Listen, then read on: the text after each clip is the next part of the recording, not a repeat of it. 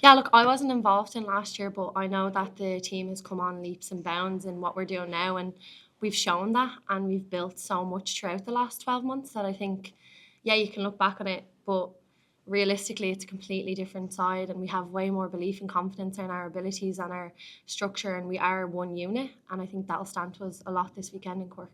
The back three here building nicely on as well, but you're up against one of the best ones in the world. How important do you think the kicking team will be this weekend?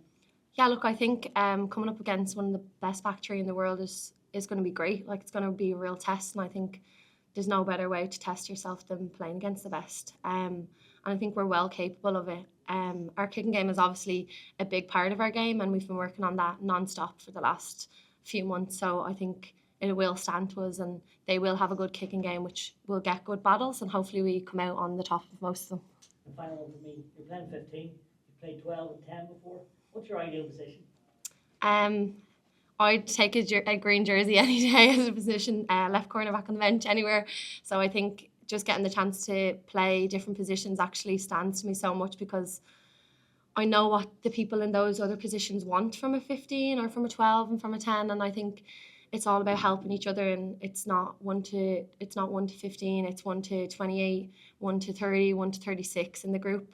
So any green jersey is a good jersey. It's just one for me. What have you been able to get up to over the last 2 weeks, both in terms of having the extra time to prepare for England, but off the pitch, have you kind of got to do any bit of team bonding stuff, any stuff that you wouldn't have the opportunity to do on a regular match week? Yeah, I think our social group was really good for having us doing things. Last week we had a bit of a down evening, had a barbecue together as a squad, which was really nice. We had a singer come in, Sive Skelly, she's an Irish singer. It was great just to have a bit of team time. But also we have that non-stop throughout the weeks. Noddy and Neve Jones have us playing Trader as a game. I don't know if you know that, but there's always stuff going on. There's always social activities. Last night we did an Easter egg hunt. So there's always off-field stuff, which I think really stands to us, and being connected off the field as well as on the field. So that stuff really matters. And the on-pitch stuff, what have you been able to focus on? There's a lot that we want to focus on. I think it's about building layers each week, and kind of not just having one part of your game going well. Like, it's having different elements to your game, and whether we're a run, pass, kick team. So just adding more layers, going up the gears, and pushing each other hard on the field, especially in this lovely weather. Me, no, I haven't. So I'm really, really looking forward to it. Obviously, they're the number one ranked team in the world at the minute, which is always going to be tough. But I think we've shown that we can do it against bigger sides, and we really test ourselves and we really believe in ourselves. So I think we just have to have that confidence in the abilities we have and win the little moments, and then see what the outcome is. Yeah, there's a good few of the England backs on the sevens that I've played against. I've played against Scarrett, Ellie, Meg Jones. A lot of them have transferred over, and you can kind of see that in their style of play as well. Like, they're good handling, kicking, passing. So hopefully we come up against them on the field this weekend and do well. Yeah, and what about Kilton? Like, she's named a fullback again, named World Player of the Year last year. What is it about her, that has gotten her to, and what would it be like playing opposite her? Yeah, look, she has amazing abilities, and you'll never shy away from the fact that she has got World Player of the Year. Like, that's amazing accolade for anybody. So it is going to be tough, and I think we can have a look at her as a player and give her the credit that she deserves, because she's brought women's rugby on leaps and bounds, and you have to respect that.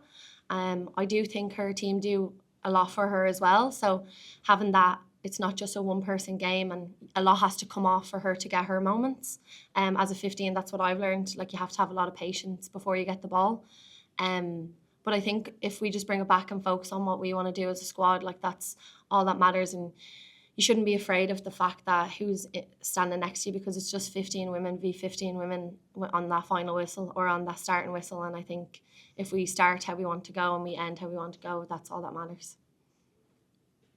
Just one for me. Obviously, two very different games, but what do you feel you've learned from the first two rounds of the Six Nations as a team against Italy and France? I think we've learned a lot as a squad. I think we punished ourselves in the first game with errors, and that kind of let the game get away from us, whereas a game that we could have won. I think that we learned a lot last week in our attacking game, and that we can really believe in our forwards to get that front foot and our backs to finish. I don't think we've seen that very often before from us, but we know we have that capability, which is really good. And the fact that we could put 50 points on a team is incredible. I don't think we've done that ever. So that's something that we'll take confidence from. Obviously, we know what it means, but I just think we've got a lot of notches to our belt, and we'll look forward to hopefully putting another layer on that and another notch on it this weekend. Stacey, you talked about Ellie Kildun there. You've played at I think normally quite standard at a number of different sports, so I know you're too old to have played with Abby Larkin down in Rigs End. Well, she's 10 years behind you, but you've also played for the Clonagale side of Clonagale front tonight. Has there ever been anybody that you've seen in at the top level in soccer, like one of the girls maybe that's playing for Ireland, or one of the girls that's playing on the Dubs panel that you know, that had that kind of effect, that I mean, she's actually a household name already. She's very well known, just not in your sport. People know who she is. Have you ever come across that with the soccer girls or the Gal girls, that you know, like somebody was that good? Yeah, I think there's a lot of names that stand out to me, and I think we're hearing them more and more in Irish sport, which is really good. Like, it's not just you have your Johnny Sextons or your Sam Prendergast. You actually have your Bevan Parsons, your Amy Lee Costigan's. You have that in other sports like Abby Larkin, Katie McCabe. You have people who are household names who young girls are looking up to, and I think the more and more support and coverage that women's sport will get, the more that'll snowball effect down the road, because those young girls are like leaps and bounds ahead of when I first started. Like, the person I looked up to or was my household name was my older sister, and like, I'm so lucky for that. But those girls now have multiple people to look up to, and I think that's such a special thing.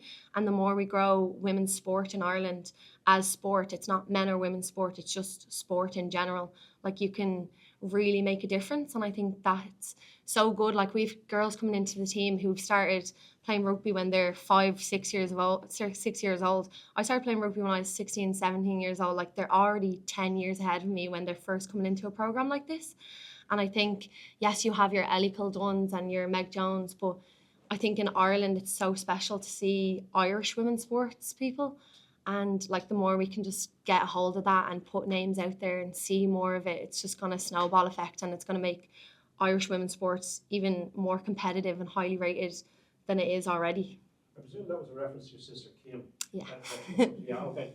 Was there anybody in the Dubs panel who when you were watching her, that you felt? I mean, if I was, you didn't play Camogie, but say Aisling Thompson was kind of a household name at that point in Ireland. Was there anyone in the Dubs panel that you thought was really special, that had that sort of Ellie Kildun magic? Yeah, I think if anyone knows Carla Rowe, she was my under 16 and under 18 captain, and look where she is now. Like, she is captain, like soccer or Gaelic? Gaelic. Yeah. But she played both. Yeah. No, she just plays Gaelic football. Carla Rowe, not Sarah Rowe. Carla Rowe. She's the Dublin captain, but from such a young age she was captain, and she's still the captain. And I think that's something that, like, it's obviously in her, and she performs each time she scores in finals. She gets man of the matches, like, play the matches. And I think that's something, like, maybe she's not a household name to you, but I know that anyone who watches the Dublin women's team or even the Dublin team knows who she is. And I think, like, there is household names there. Maybe they're not in every household, but they are more predominant than they were before. So yeah, I think that's pretty much it. Can I just ask, obviously you were talking earlier about playing kind of different positions. Would you do much goal kicking now?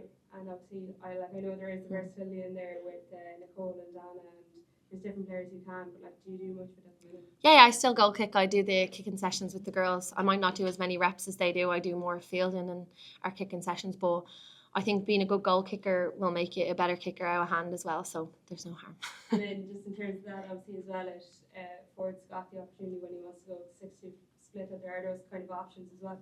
Yeah, I think our backs are so versatile, and it's really good in that way. Obviously we're losing out on a back, but we have players who are quite versatile in the positions they can play, and I think that's a good thing as well. So if you want to have the opportunity to do a 6-2 or a 5-3, you have that option, which is really good because you're not limited. Yeah. Stacey, just one final one. Scott mentioned there about your win in Perth in the sevens. So in an attempt to break down kind of the aura about taking on the number one ranked team in the world, is that something you're looking to? Because he said there you beat the world ranked and number one Yeah. Australia in that tournament? Is that something you're kind of going, we have beaten up number one ranked before? Yeah, and I think like even looking to our New Zealand game in WXV, like they're one of the top two teams in sevens. Like winning a tournament is so difficult. I don't know if anyone watches sevens, but like we had never beaten up Australia up until that point. I played on the series for 10 years and we had never beaten Australia up until that point. So where does that belief come from, or how do you even believe in that goal and beating them at home in a final and frustrating the life out of them in things that they usually get easy? Obviously there's belief there, and in this group there's so much belief in what we're doing and we're getting confidence. Like we're not just pulling it out of thin air, we're getting confidence from the training we're doing and the layers we're building, and I think that's showing on the field. Like not going out against like any Black Ferns jersey and thinking, oh, like we're playing against the Black Ferns here.